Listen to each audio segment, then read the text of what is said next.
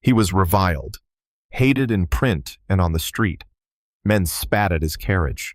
Workers called him a murderer. Yet he built an empire that minted fortunes and named buildings. A paradox. Power bought him everything except public forgiveness. How did a single reputation become a liability that haunted children and grandchildren for generations? How did one man's infamy force heirs to turn beloved family things into cash just to survive scrutiny? Hold that question. There's a knife-edge story behind it. Coke ovens, steel, an attempted assassination, a siege at a mill, and then a slow, unfashionable unraveling. Listen close. We'll trace the ledger entries of anger, wealth, and reputation. We'll count the cost not only on balance sheets, but on social currency, the intangible assets that can't be insured. He rose in the last quarter of the 19th century. Henry Clay Frick was not born into money. He learned the value of a contract and the arithmetic of coke, the fuel that turned coal into the blistering heat steel mills needed. As the American industrial engine accelerated, Frick's coke works fed it. He invested, consolidated, and positioned himself beside Andrew Carnegie, a man whose name would come to define the steel age. Frick supplied the coke. Carnegie supplied the furnaces and the public face. Together, they turned iron into rails, skyscraper bones, and fortunes. The partnership was unmistakable wealth creation. By the turn of the century, the steel industry had become a national infrastructure. Railroads, bridges, the skeleton of cities. In 1901, the consolidation of Carnegie Steel into what became U.S. Steel changed the math of American money, a near $500 million transaction that rewired an elite. Frick's stake in the coke trade translated into mansions, art, and private rail cars. Yet alongside the gilded tables and Italianate palaces, something else accumulated, a public ledger that recorded not profits, but bitterness. Tension came to a boil in Homestead, Pennsylvania in 1892. The Homestead Works was a plant on the river, a town built around furnaces and livelihoods. That summer, management and labor fought over wages and control. Frick, acting as Carnegie's lieutenant and the company's operational hardliner, closed ranks. He hired private agents. He locked gates. He called in force. On a morning thick with smoke and shouts, the Pinkertons, hired detectives, came ashore by river, and a gun battle unfolded on the banks. Men died. 10 is the commonly cited toll that day, though the number of injured and scarred was far higher. Newsprint across the country splashed the image of the mill besieged by its own workers, and a single figure in the narrative took on awful clarity. He was attacked later that summer, wounded, nearly killed, by a man named Alexander Berkman, an anarchist who saw in Frick a symbol. The assassination attempt didn't make Frick a martyr. If anything, it sharpened the hatred. He was seen as determined, almost ruthless, in the iron business and indifferent to the human cost. The Homestead violence became emblematic, a motif repeated in op-eds, political speeches, and union lore, the industrialist versus the laborer, profit versus dignity. It was not merely a blow to Henry Clay Frick's image, it was an entry in an unerasable ledger, filed under character. Now imagine reputation as capital. Social capital is wealth, introductions, invitations, assumption of goodness. It buys soft power, board seats, advantageous marriages, the quiet nods that open doors. But unlike stock or land, social capital can turn negative with little warning. It can move from asset to liability. For Frick, the public anger was corrosive. It simmered over decades. It didn't evaporate when furnaces cooled or when his private gallery filled with paintings. It followed his name into the 20th century like a persistent shadow. And here's the crux of the story. Reputational toxicity is not just a moral or psychological problem. It changes economic behavior. It changes risk assessments, discount rates, and strategic choices. Families are forced into decisions that would be unthinkable absent the stigma. The word for what happens next, what the Frick heirs confronted across the 20th century, is social bankruptcy, a state where the family's brand is so damaged that the usual pathways of elite survival, marriage alliances, private country clubs, quiet philanthropy, are closed or devalued.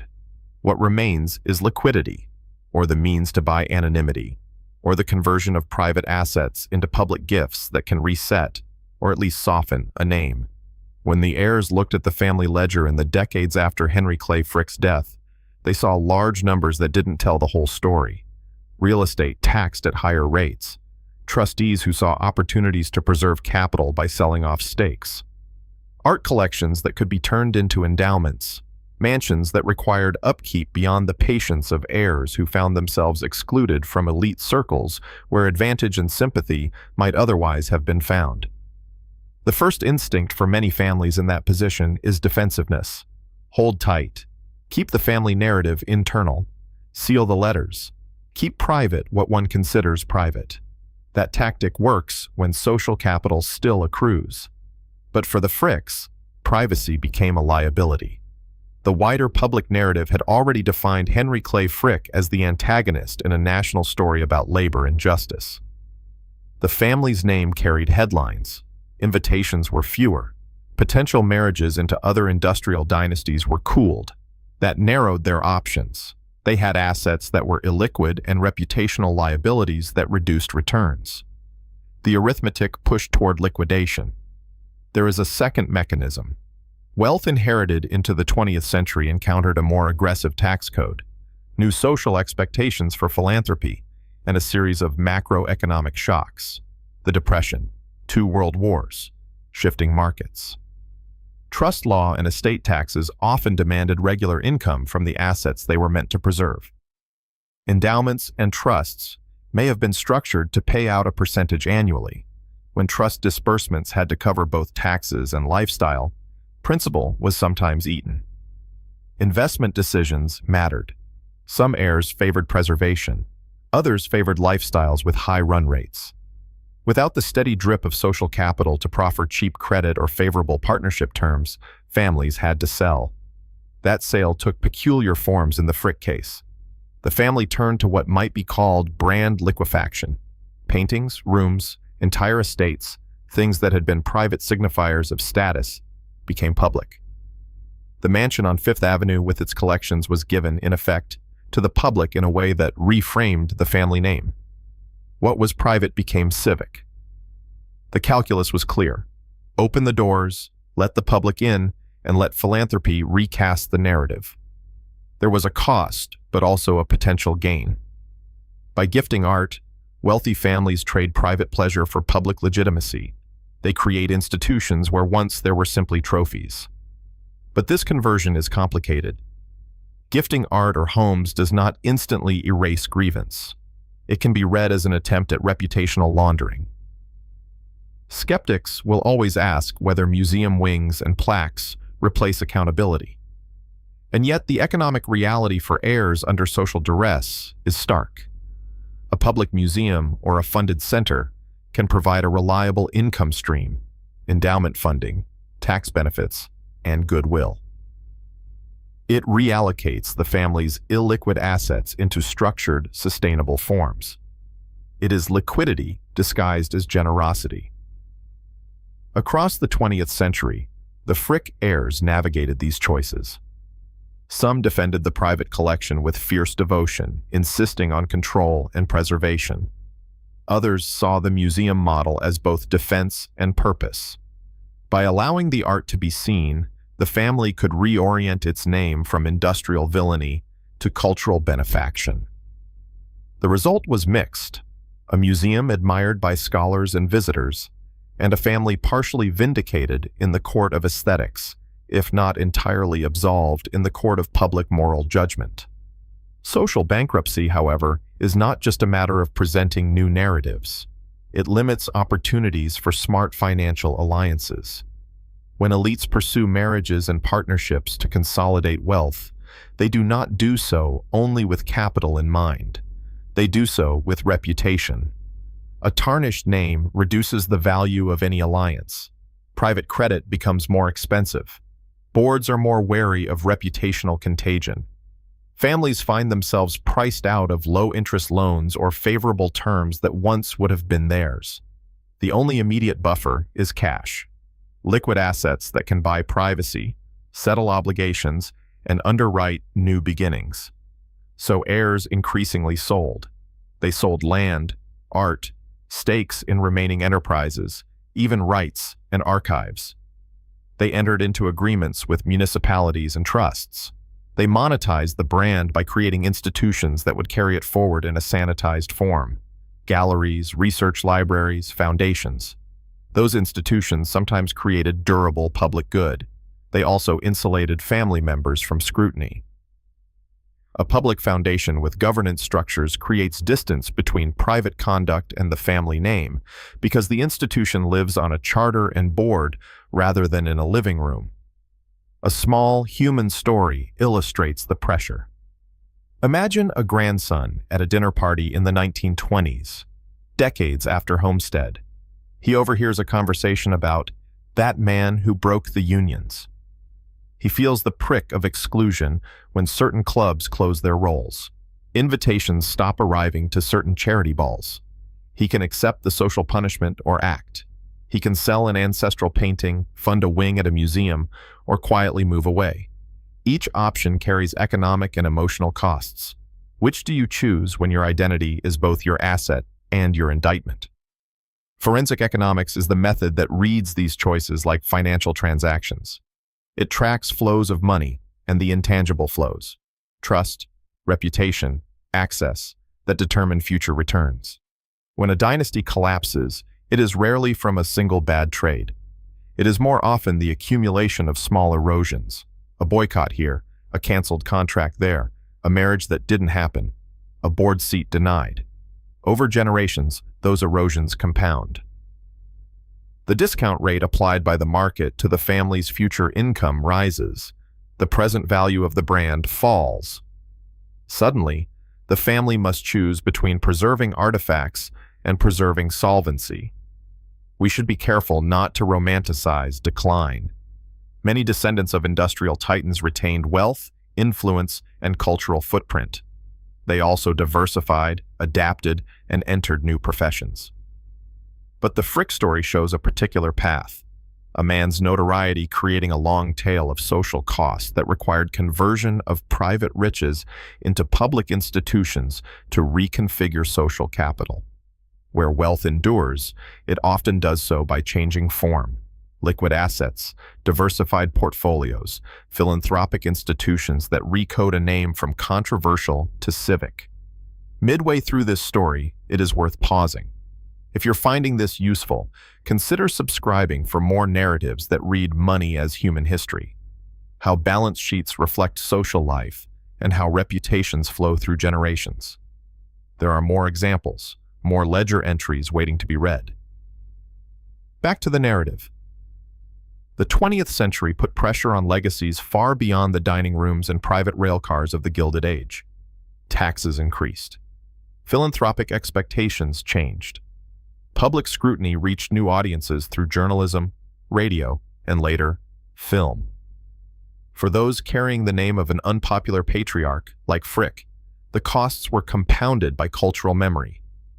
He was part of textbooks, union songs, and courtroom arguments about labor rights. Children who inherited paintings also inherited the responsibility of reconciliation. How effective was the strategy of liquefying the brand? In pragmatic terms, it worked to an extent. The Frick collection became a reputable cultural institution, attracting scholars and visitors and providing an anchor for the family's public face.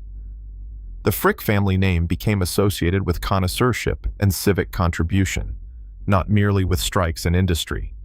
But the process was painful. It required legal work, negotiation, and sometimes the sale of family heirlooms. It required the family to accept that private pleasures would become public goods. For some heirs, that was altruistic. For others, it was survival. And beyond the specifics of one family, there is a lesson about modern dynasties and reputational risk.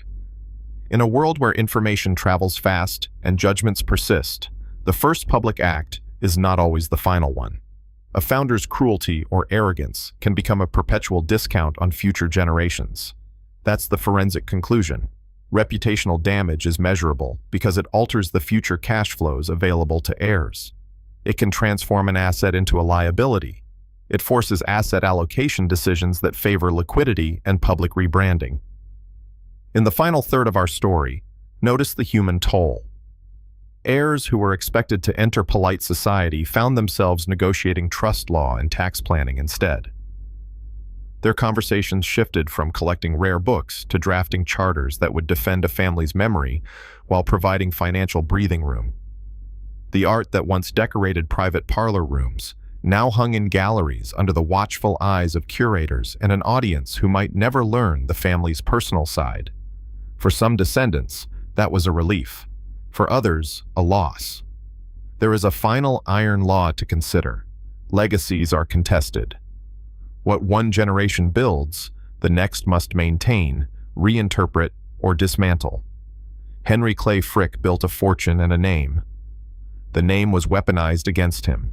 His children and grandchildren had two choices: bury the past or repurpose it.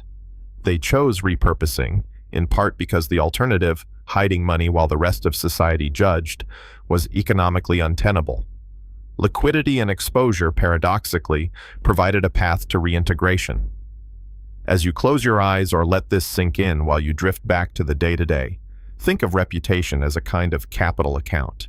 It can be credited by kindness, generosity, and shared deeds. It can be debited by violence, indifference, and public harm. The Frick ledger shows both entries. It also shows the remedy that heirs often reach for when the ledger is read: convert, gift, and institutionalize. Turn private wealth into public goods, and you may transform a curse into an enduring contribution. If this story moved you, consider following for more explorations into how money and memory intersect. We'll return to other families, some who managed reputational recovery well, others who did not. We'll read their account books, their letters, and the institutions they left behind. In the end, the Frick story is not just about steel and strikes. It is about the way a single person's public acts can echo for generations. It is about how families balance pride and pragmatism. It is about the choices that turn private objects into public institutions and, in doing so, change the meaning of a name. The most hated man left a collection that the public could enter, and that entry changed the way people saw the Fricks. But it did not erase the judgment. It merely rerouted it into a different ledger, one that pays dividends in museums, in books, and in quiet places where visitors stand before a painting and wonder whose hands once hung it on a private wall. Reputation, like capital, compounds. Pay attention to where it accrues and where it leaks. In the forensic view, the balance sheet of a dynasty is never closed until its descendants decide how to spend its attention, on secrecy, on spectacle, or on something that the public can hold. That decision decides whether a dynasty dies insolvent or transforms. Thank you for listening. If you'd like more episodes that trace the human cost of money across history, subscribe quietly and join the conversation next time. For now, let the story rest as you breathe out. Fortunes can be tallied, but forgiveness must be earned.